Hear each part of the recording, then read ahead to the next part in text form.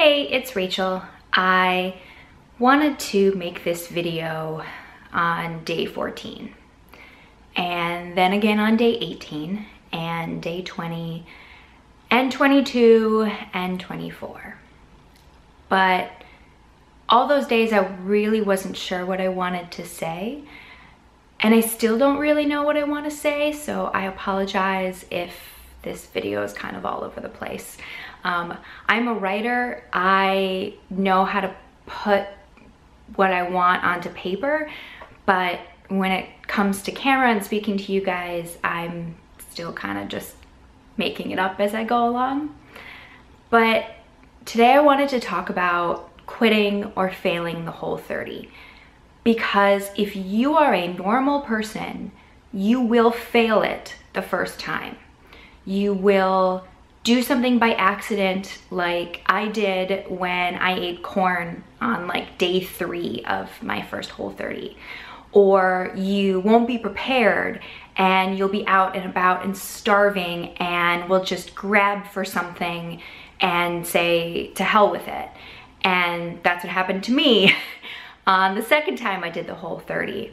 And so this is something that I think is really important to talk about. And it's important to accept that if it happens, it doesn't mean that you are a failure. It means that it's something for you to learn from. Words. You know what I mean. I really struggled with this Whole30, and that really caught me by surprise. This would be my 7th Whole30, and so I thought I had it down. I was gonna vlog with you guys and share meals and do all these things because I thought I knew what I was doing. And I really wasn't prepared for the emotional side of the Whole30. And I think that that is something that I wish more people talked about, because I think that's a huge reason why people stop. In the second week, I was looking through tweets and people would say, oh, I quit my Whole30 and I'm gonna jump face first into a bowl of pasta or something like that.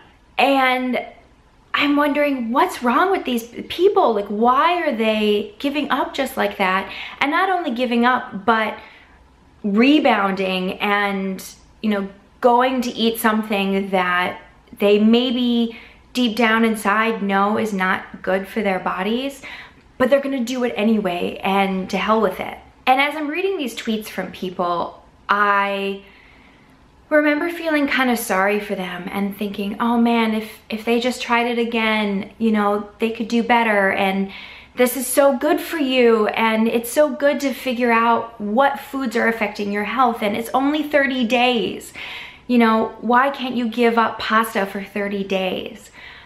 And then on day 14, I was in Trader Joe's and I was in the checkout line, and I saw all of the little chocolate bars that they have. And I went to grab one and I held it in my hand and I looked at the ingredient list and then I put it back.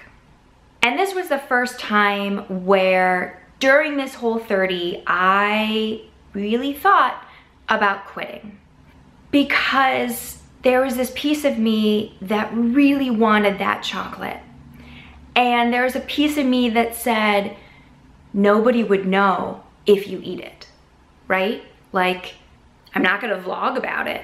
I'm not gonna tell Jake about it. I'm not gonna tell social media about it. Like, hey, on day 14, I had a chocolate bar. No, I'm not gonna tell anybody. And I really thought I might do it, but I didn't. And then on like day 20, I was having a really rough day at work and just stress, the typical. And I came home and Jake wasn't home. And I remember looking at our like liquor cabinet, and we have my favorite Bloody Mary mix. It's like the McCullers, I can't say that, but it's like the best Bloody Mary mix ever. And I thought, oh, I'll just have a small drink. Like, I'll just make a small Bloody Mary. Jake won't know. You guys won't know. It doesn't really matter. And I stopped myself and I was like, no, and walked away. But throughout this entire Whole30, I kept having those thoughts. I kept thinking, oh man, I just want this one thing. I just want this right now. I want this sugar. I want this alcohol. I want a sandwich. And every single time I had to think in my head, you know, no, Rachel, don't do it. You don't want to do this. What I ended up doing was I imagined a scale. And in one side of the scale was all of the reasons why I was doing a Whole30. It was to see if I could have dairy again. It was to share with you guys. And that was about it. Because I already know what works for my body. I know giving up gluten and dairy and soy is what I need to do to be pain-free. I'm not doing this, you know, to figure out anything. I get it. So this side wasn't as high as it was last time. And on this side was whatever I wanted. So that piece of candy or piece of chocolate or alcohol. And it kept going back and forth, and I was trying to figure out which one was higher. And I think that that is a trick for you guys if you're doing your Whole30 and you're struggling with your emotions. You're struggling because you are having a rough day, or you're on your period, or you're at a birthday party and you're not eating birthday cake. Like, all of that is emotional, right? Because you're not starving on the Whole30. You eat food. You should eat tons of food. So it's not like you're doing some crazy maple syrup cleanse diet thing. Like, you have food in your body. So the only reason for you not to complete a Whole30 is because you have to fight the demons inside you. Maybe demons is a strong word, but you have to fight whatever it is inside you that says, I give up. I just want this. I just want a drink. You have to fight that. And I want you to think about that scale, and I want you to think about all the reasons why you're doing the Whole30. If you're doing it to lose weight, fine. Okay, sure. If you're doing it because all of the trainers at your gym are doing it and you think you should do it too, right? But if you're doing it because you're suffering from fibromyalgia or from anything else, IBS, anything that is driving you nuts, and you want to see if this works, then this matters a lot more than that small piece of chocolate or that glass of wine or the bowl of rice or pasta. This is more important.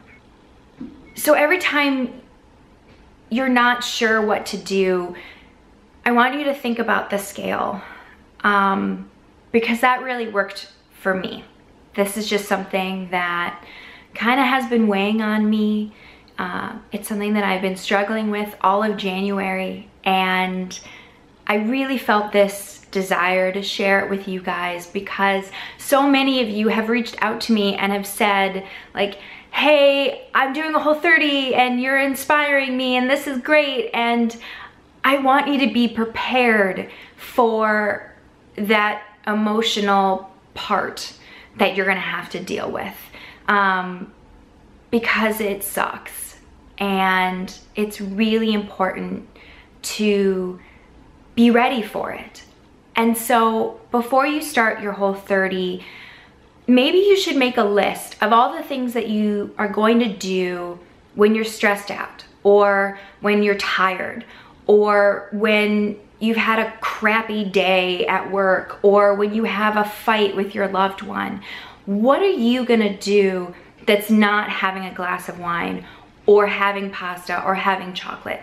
Maybe it's going shopping and getting something, you know, to wear. I don't know, girls. You're 75% of you are girls. So go shopping, go get your nails done, go get a massage. I mean, I know massages are expensive, but treat yourself, right? Isn't that what everybody says when you have a piece of chocolate? You know, live a little, go get that massage.